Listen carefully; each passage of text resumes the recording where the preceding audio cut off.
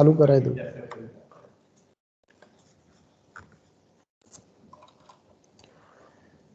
Good afternoon, everyone. Sorry for late. We are behind the 15 minutes to the schedule. So we'll start this session, our technical session D1. The session chair is Dr. Pranav Vyas. He is working with Charotar University of Science and Technology. And there are 3 papers in this session, paper ID 80, 105 and 122. So I just make Pranav Vyas, Dr. Pranav Vyas as a presenter and hand over this session to him. Yes, sir. Dr. Vyas, you are now the presenter. Thank you, Kanu sir. Welcome, sir. So we'll start today's session with paper number 80.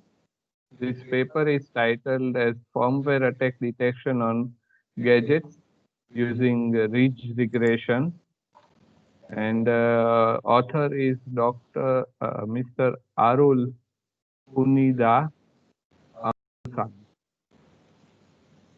Okay, I think he's present here. Dr. Arul, I'll make you a presenter. Please share your screen and start your presentation. Authors, please keep in mind that since we are running behind schedule, please limit your presentation to 10 minutes. After that, we will have 2-3 minutes of question answers. That way we will be able to make up on the lost time. Arul, over to you, sir.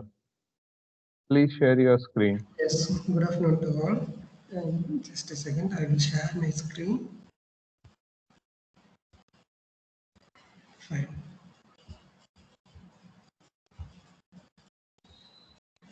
Hope it is visible to you. Is it right?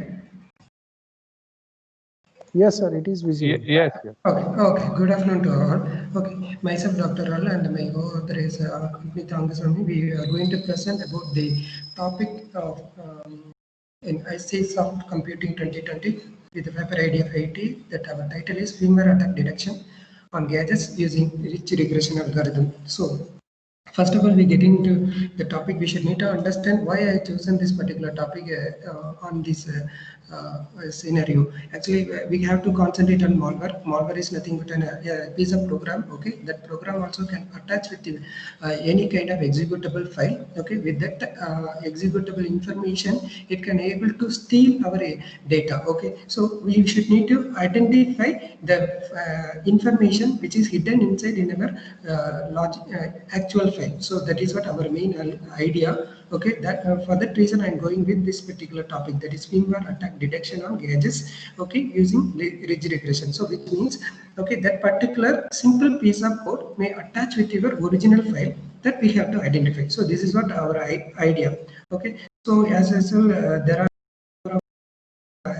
available, okay, on firmware like softwares. Okay, I think all of you know that what is firmware. Firmware is nothing but a supporting software which helps you to attach any kind of devices on your activity. Okay, so say for example, if you are having an iPhone, okay, if you want to do some camera related activity on your iPhone, you should need to install some firmware. That firmware only allow that camera to operate on your iPhone. So this is what the gadget information on firmware with your device. So if you are allowing such a file, okay, on operating your camera or any other activity, that file contain an actual code for fetching your information, that is your video information or file information, picture information, or otherwise any textual information. It is captured from that actual firmware code. That firmware code nowadays can able to hackable by the hacker, okay, with the means of some loopholes. So that loopholes we have to identify that, and of course we should need to identify identify whether the file which we are using is affected or not. So for that reason, I chosen this particular deep learning algorithm to classify where are the content which are not related to my actual file. For classifying that kind of information, I'm going with this particular algorithm, okay, for rich regression algorithm that allow me to bagging and unpruned in decision blindness, which means while I'm choosing particular data, okay, from a set of pool of data, okay, we have to understand whether that particular information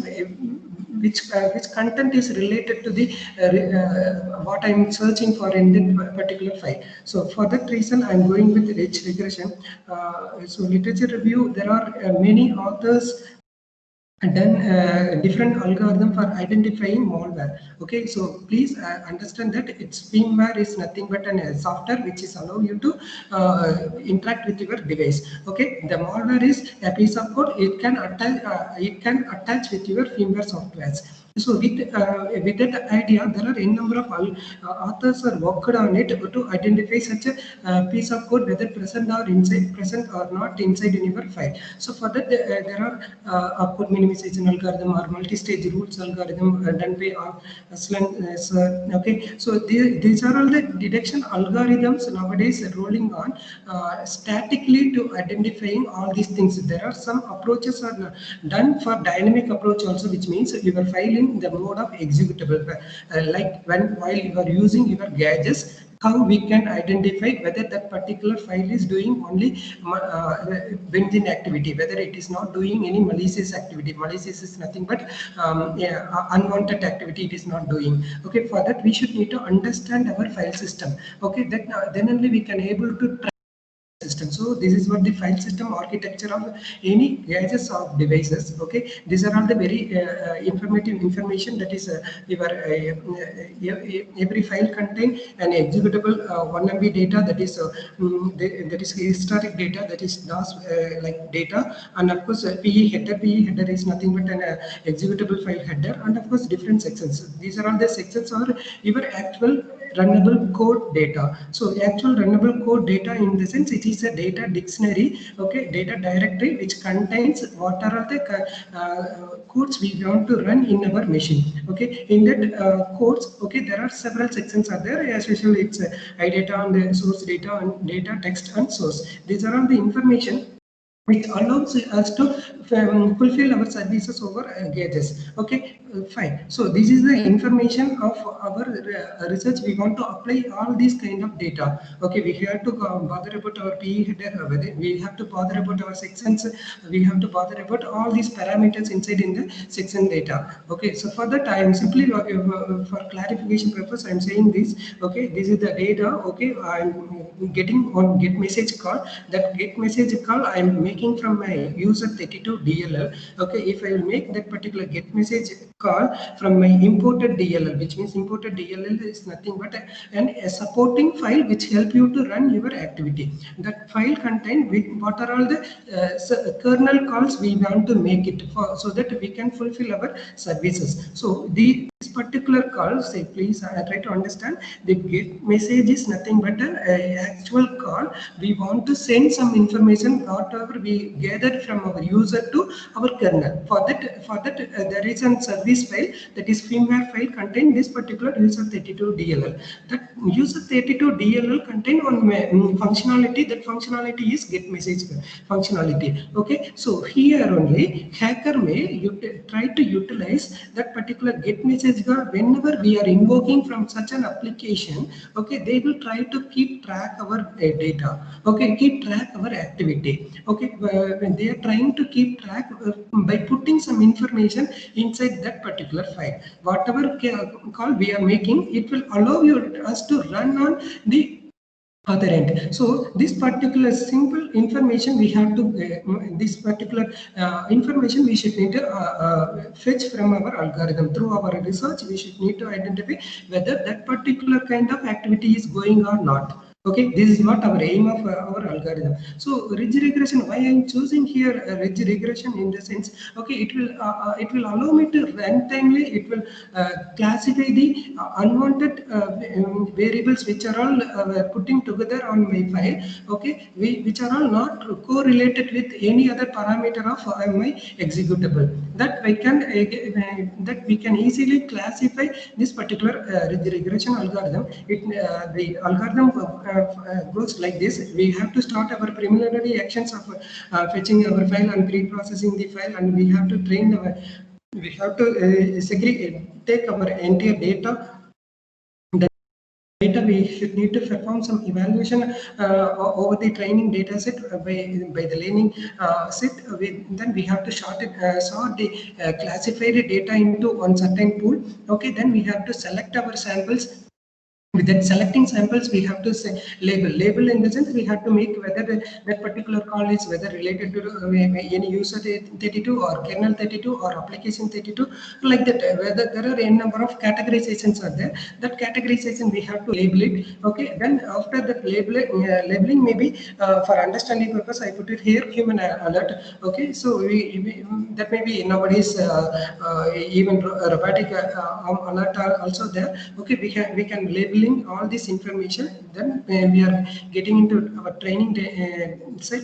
With that training set, we are applying our final training algorithm through that. We are identifying which are all the classes we can identify that it is not doing any malicious activity. So we have to understand before that ridge regression, what is linear regression. So linear regression here beta 0 represent the intercept value of our y, okay, with the coefficient of beta 1. So we have to understand that particular beta naught is not how intercepting with our y value with that linear regression algorithm. So the error term which allows us to help to segregate our different data. So here it is a linear scale. Okay, the linear scale we can't able to approach for the entire sections of our executable. So that I am going with the ridge regression, which this ridge regression allow me to. Dr. Arul, Yes. sorry to stop you, but Yes. Please conclude your presentation in next 2 minutes.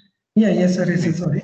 Yes, sir. Actually, what our aim is, we have to understand our data which are all inside our content, that is one-dimensional matrix. That inside that matrix, we should need to allow our different categories values of different files. Okay, then we have to formulate the algorithm that will allow us to classify the things which are all irrelevant to the activity of that particular traces. So these are all the things we were applied over our algorithm. Okay, and of course we came with some selections of variable which are all we can dynamically approach our file to identify the malicious attack over our file over our gadgets, which are all because gadgets are containing a very minimal memory. We have to understand that inside that very minimal memory we have to approach our algorithm to classify the data regressions. So for that we chosen this particular algorithm and applied our different scales. Classify different content. Okay, so our conclusion, we would like to say that regression also there is a prominent solution it's providing for us to apply over a simple memory having devices like your any kind of gadgets. Okay, so we can alert our user. Okay, on device activity we can alert them that your devices is doing some kind of non-linear activity because of this particular firmware files. Because firmware only nowadays holding our any kind of gadgets. So every firmware we should need to analyze by the means of day-to-day activity, which means your device itself it should need to identify. Then only we can give our results immediately. If you do in a lab, Okay, that is fine for analyzing, rescaling our algorithm in a larger scale. But while you are approaching this particular algorithm in a dynamic nature, that will give user perspective. It will give more security. So this is what we would like to convey from our paper. Okay, if there is any questions, you can ask me. I'm ready to answer it. Thank you, Dr. Arul. Yes, Participants, do you have any questions? Anyone with any questions? You are free to ask.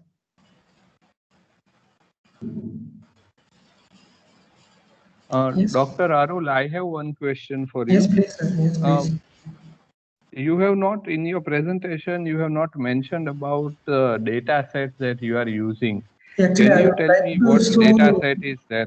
Yeah, yes, sir. Yes. I would like to show in form of demonstration. That's why I really with that content. Okay. Actually, we are applying here our algorithm. It's a data set.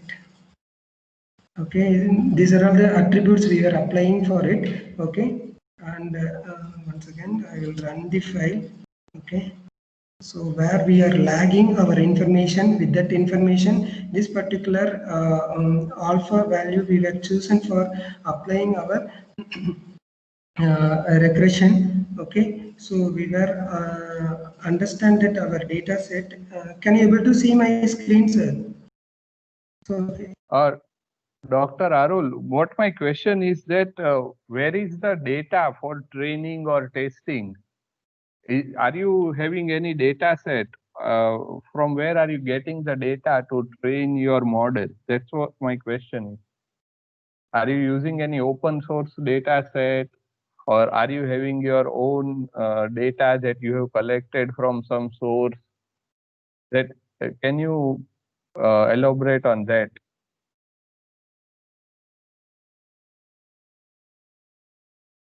Dr. Arul? Hello? here my data Are set. Yes.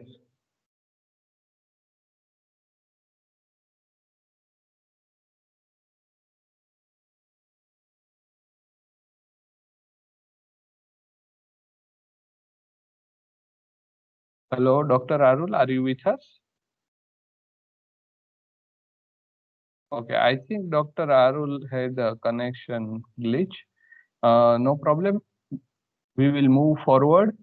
And the next paper we have with us in this track is a paper number 105, Twitter emotion analysis for brand comparison using naive Bayes classifier. And the author is Siva Shanmugam and Isha Yes, sir. Padmanabhan. Sorry for disturbance. Did you saw my presentation, sir? This is Dr. Arun. Did you saw my data set and execution, sir? Yes. Okay, fine. Is there any other question? Sorry, it's actually folded. I don't know why it is. No problem, Dr. Arul. We are moving on to the next participant now. Okay, fine. Okay, fine, sir. Yes, sir. Thank you. All right. Mr. Siva is present here with us. I'm making you the presenter. Please share your screen and give your presentation. And I would like to request you to please wrap up the presentation in under 10 minutes due to the time restriction. Mr. Shiva, you are now presenter. Please share your screen and begin presentation. Yes, sir. Just a second.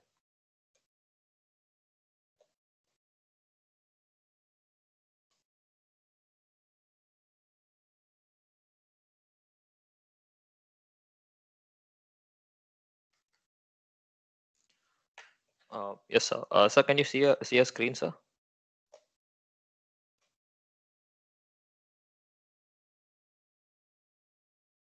Hello. Sir, could you please confirm that whether you are able to see my screen? Yes, I think it is visible. Yes. Yeah, sir. Thank you. Thank you so much. So a warm welcome and very good evening to panel members and participants. Myself, Siva Shanmugam from Lala Institute of Business Administration. This particular research is co-authored with Isha Padmanabhan from College of Engineering, India, Anna University. Our research paper is titled as Twitter Emotion Analysis for Brand Comparison using Naive-Bayes Classifier. So a quick summary of our research. So a brand is a thing that we use to, create company recognition or differentiation or to sustain the loyal customers. This is how the brand is used primarily. So currently brand analysis has been carried out in terms of different dimensions and perspectives. So few among them are in terms of personality, sentiments and emotions, how it has been perceived from the customer angle. So this is how the analysis has been carried out. So Twitter as a platform has a humongous amount of text data that can be leveraged to analyze the brand analysis. So in this research, we have used Plotnik wheel of 8 primary emotion as the backbone for classification. With the help of a machine learning algorithm, we have used Naive-Bayes classifier that acts as a classification algorithm to classify the emotions into 8 primary emotions. So a small improvement in that algorithm that we have done, which is a synonym-based Naive-Bayes retrieval approach, that we will explain in the forthcoming slides. So a quick intro. A lot of customer opinion has been there in the social media. Majorly we can tell Facebook, Instagram, and Twitter. So a positive brand image is directly correlated to profitability. So that is how the past research and from the industry standpoint is. So currently AI-based technologies have been used for brand management, and as I already mentioned, we are using Naive-Bayes classifier for the classification algorithm. We will let you know, why we have chosen Naive-Bayes classifier. And in terms of sentiment versus emotion, we have chosen emotional analysis in terms of in contrast to sentiment analysis. So in the related works, yeah, in related works, we would like to tell you about a few important papers that supports our research. So first is Twitter is a valuable medium to gauge the perception of the customers.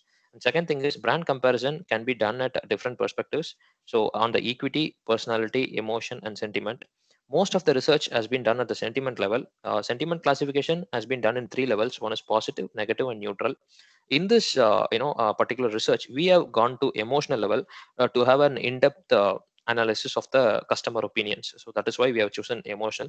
And one more advantage of emotion is we can understand the customer from their emotional level than a sentiment level. In the more dimension in the emotional level also provide an additional information to the company that which area they should work on and how to work on. Yeah. So moving on to the classification part, we have chosen Naive-Bayes classifier. From the past research, we were able to find out that Naive-Bayes classifier has been more accurate when compared to other classification algorithms. So that is how we have chosen Naive-Bayes classifier. And with the help of classifying the customer opinions, we would like to create awareness, engagement, and retention of the customer. So the presence of such a tool for a company can act as a competitive advantage for the company's marketing department to create marketing campaigns and perform in a better way. So this is the flowchart of our research. We have started with getting the brand names as an input. From there, we have retrieved the recent tweets using Twitter 4J. From there, data pre-processing has been done in 2 stages. We have used Stanford natural language processing package to do the pre-processing. Then we have used the Naive-Bayes synonym-based Naive-Bayes model for classification. From there, we quantified the customer emotions in terms of 8 primary emotions and 24 secondary feelings. So finally, what is the short-term impact of the customer opinions, and what is the long-term expression of the customer opinion has been received as an output? We will see in detail. So for training the classification model, we have used a learning data set of 4,000 tweets that was retrieved based on the input that have been given, and out of which we have classified into 80-20, 80% for the training dataset and 20% for the testing dataset. So from our model, 660 tweets were across multiple emotions were classified successfully. That is how the overall accuracy is. So data collection, as I already mentioned, we got a brand name as an input, and we used Twitter 4J to receive the data. Data pre-processing, as I already mentioned, in phase 1, we have cleared the hashtags, symbols, URLs, stop words, and special characters. For then we have done the pre-processing part and using Stanford NLP. So in the enhanced implementation of Naive-Bayes, as I have told that I will be explaining, how the synonym-based Naive-Bayes is a better option, because currently in Naive-Bayes, what is happening is if a word which is not there in the training data set, an assumption probability is assumed and then it has been carried out. But in this approach, what we are suggesting is if a particular word is not available in the training data set, then its close synonyms has been using dictionary method. The close synonym has been retrieved, and that synonym, whether it is present in the training data set, has been checked. So if it is not present, its synonym has been retrieved, and whether that is present in the training data set is checked. If it is present, that particular corresponding probability value is involved. So this iterations that we have limited in this approach, which can be a user defined one. So in terms of brand comparison, we have used data visualization tools like pie chart to explain the emotions and a bar chart to explain the feelings. And we have taken care of the over a period of time how the trend of the customer opinions have been moving on in the social media handle, that we have used line chart. So these are the main visualization tools that we have used to interpret the results.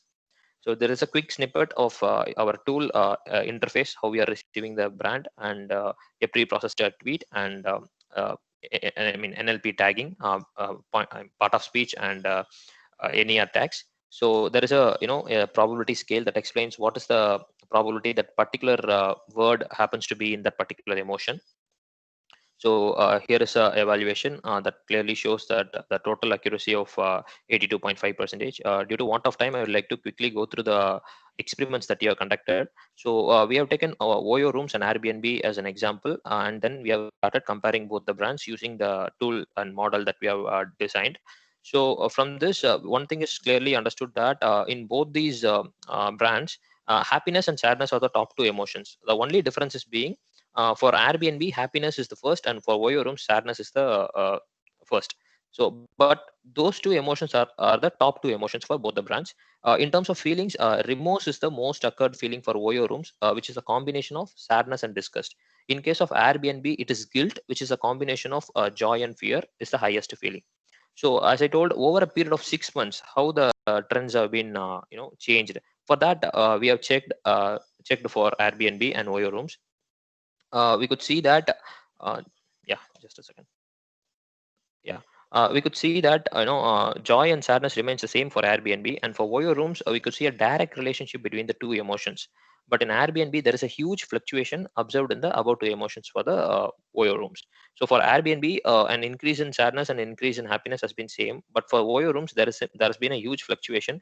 Yeah, from this we can infer a lot of informations, but that's up to the marketing department, and they know what are all the actions that they have taken and what is the response for that. So here is a snippet of for emotions and feelings. So we have quantified, and we have shown a graph, and we have compared using red and blue. Red is for Airbnb, and blue is for OYO. So here is a pie chart that explains the emotions, and the line chart the trend line that explains what is the variation in emotional level across the period of time. So to conclude, using these tools, actually, they can plan marketing activities, how to improve the marketing activities, how the marketing activities have been had an impact. So far, what are all the marketing campaigns or activities that they have created? There is no particular tool to measure more than the reach or something, the level of connect that that it has with customers. So using these tools, the particular impact that had in the customers can be quantified, and that is will act as a major part in helping out the marketing people. Future scope is, one thing is we have considered only two brands. A multi-brand approach can be followed. That will help in analyzing the competitors in a better way. So another thing is we have used English as a language for retrieving the text. Most of the places it will be in a regional language. So having a regional language will also improve the amount of information that we are going to fetch and infer out of it. And additional information like more than the text, their demographic data like age, gender, location will help in a better segmentation of the customers. So hence thereby targeting in a better way. So yeah, one more thing is most of the tools are in a sentiment classification level. Attaching this particular model to the sentiment classification to the existing sentiment classification models would be an so that it can infer in a much better way. So thank you so much. These are our references. I would like to have the questions, if any. Participants, do you have any question for our author here? You can write your question in chat box as well.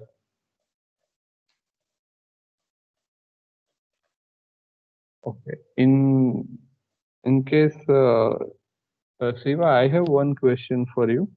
Yes, sir. I have read that there is a similar research going on, like many researchers are working on this emotion identification through tweets. Yes, Then how do you differentiate your research from the rest of the research that is out there? Okay, sir. So far, the research that we have, went through the literature reviews. Most of the, classification has been done at the sentiment level. Even if they have done at the emotional level, they have particularly selected few emotions. Kind of top 5 emotions or like that. There is no particular research that, up to our knowledge, we could find that in terms of these particular. They don't have a particular framework. Even if they take the framework, they are using very few emotions, limited emotions in that. So here we have taken all the 8 primary emotions, and we have gone in depth to the level of feelings as well. So these, from these 8 primary emotions, we have, as a combination, we can achieve 24 feelings as a addition of that, a combination of the primary emotions. So I think in that way it is different. And one more thing is, as a naive based classifier, the synonym based approach to find the to counteract that assumption, in that way also, we thought that this approach would be a better way than the approaches that is currently available. All right. Okay. Are there any more questions for our author here? Anyone? Okay, no problem. Okay, Siva, we thank you for your presentation. Thank you, sir. I'm Thank you so making much. you an attendee again, Sure, sir. and we are Thank you. moving on to the next author in our list. Okay, so next paper that we have in our list is titled "A Lightweight Hybrid Majority Vote Classifier Using Top-K Dataset," and the author is Moses Kadebe. I think the author is present here, so I will make you a presenter, and you can please share your screen then. Okay, Mr. Moses, you are now presenter. Please share your screen and start presentation. I would like to remind you to keep it under 10 minutes.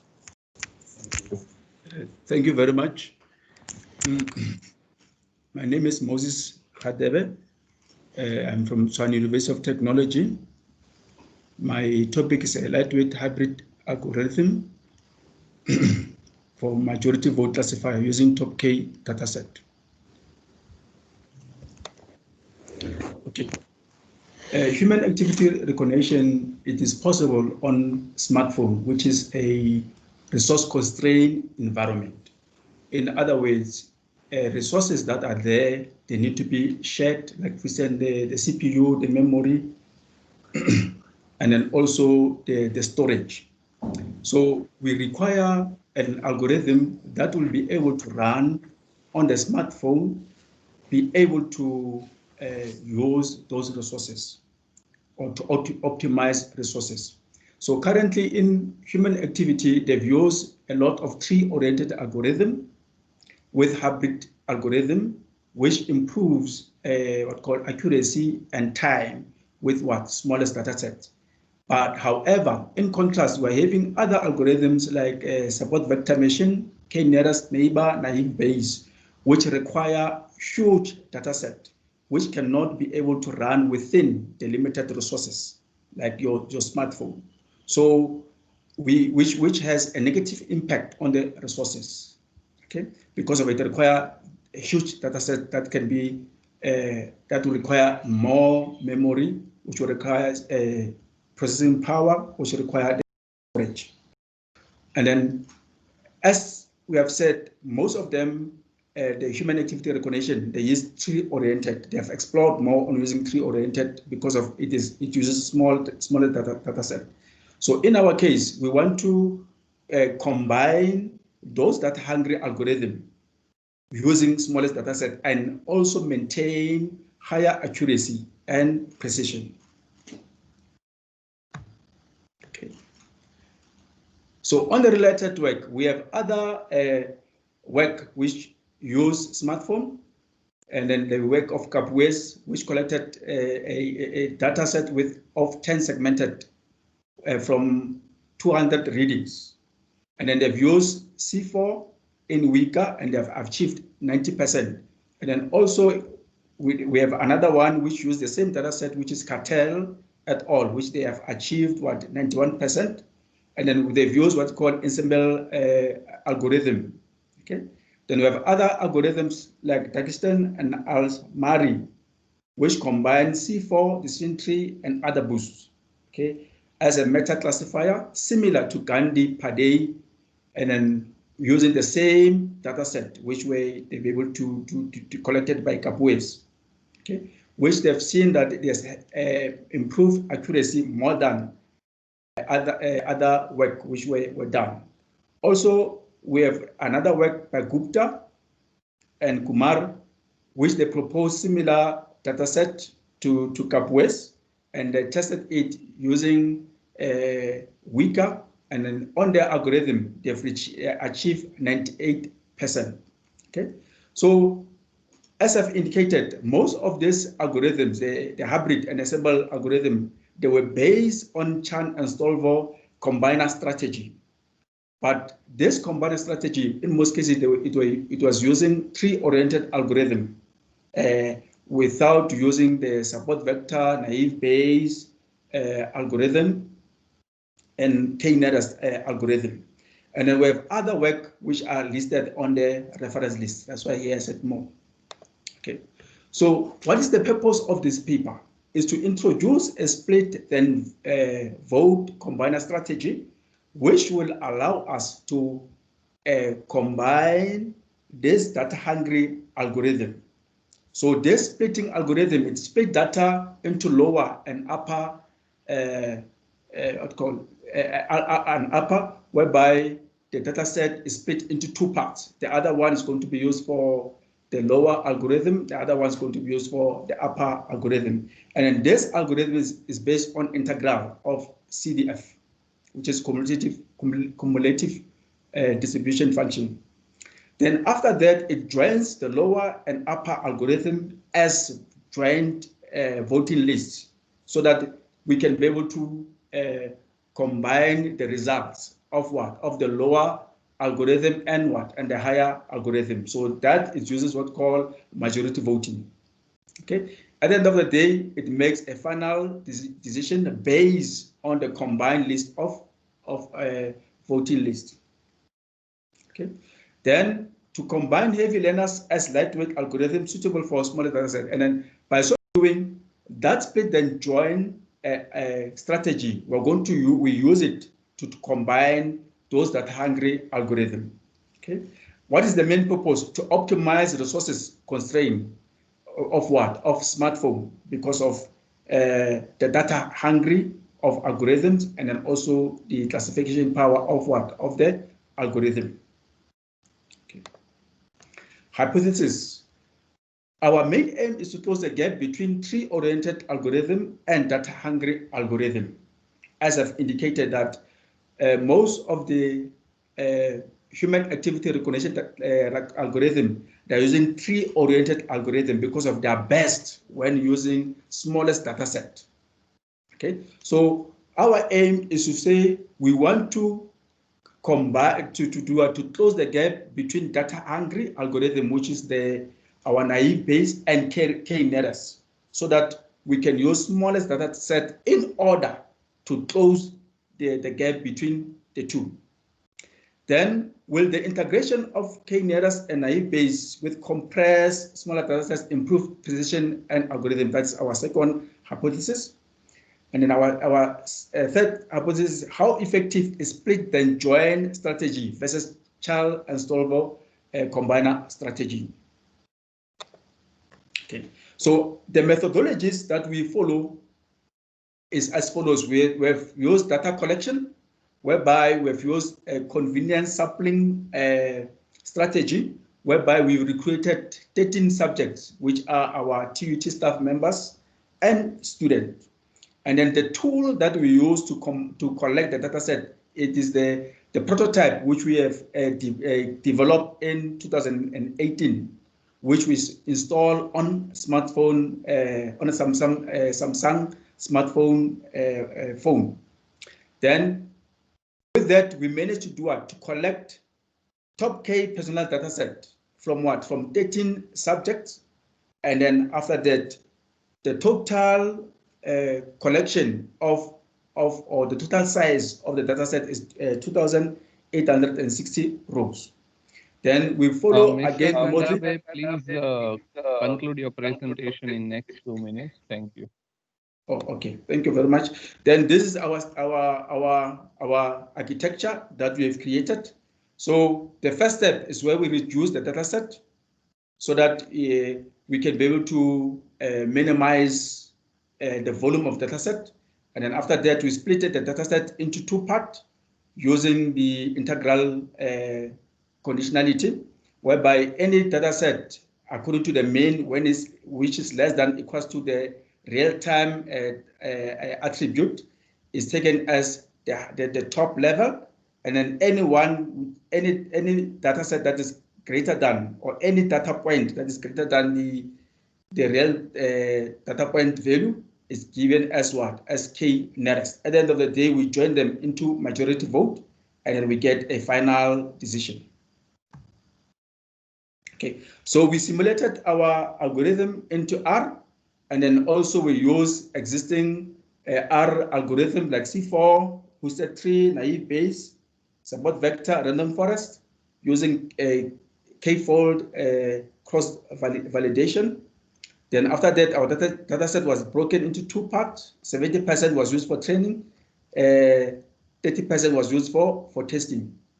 Then again, the 70% was further reduced to be what? 60 compressed data set of what? Of best mean values in order to do what? To minimize the computational power.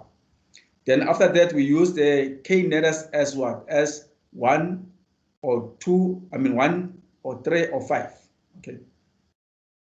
And then our result were presented into confusion matrix. So in this slide, I've used the graphs whereby our lightweight hybrid algorithms, which using K1 and the other one using K2, K3, K4, it managed to close the gap between the naive Bayes, Husted tree, C4, okay, and random forest. Okay, in all activities that we have, in all human activities that we have, that is the precision. And then on the precision, we have the similar trend whereby our algorithm came third after what? Random forest. Okay, so in conclusion, we managed to close the gap between tree-oriented and what? And our algorithm with our traditional human activity, our traditional naive Bayes, in combination with what? With the K nearest, because of our algorithm came third after what? After random forest and C4.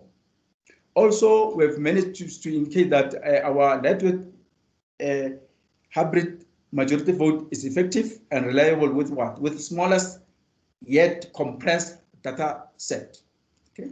The novelty is that the combination of naive Bayes and K-nearest is rare in machine learning, especially when we're using what? Reduced smallest data set.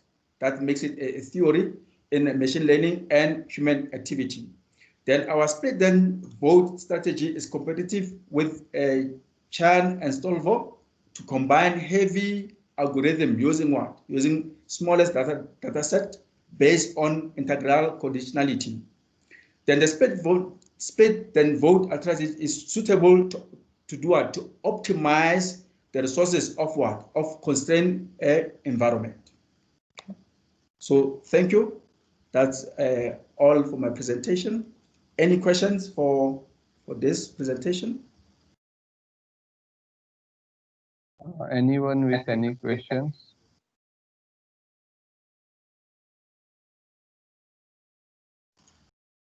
Okay. Mr. Kadabe, I have one question for you. Okay. Can you tell me what are the challenges you have faced in this? Okay. The challenges. Oh, the challenges that I faced was using the largest data set on a resource constrained environment. So hence, we come with a strategy to do what, to reduce the training data set based on compressed data set using the mean average. Okay. Okay. I think there are no further questions. All right. Thank you very much, Mr. Gadebe, for Thank you your very much. time. Okay, thank you.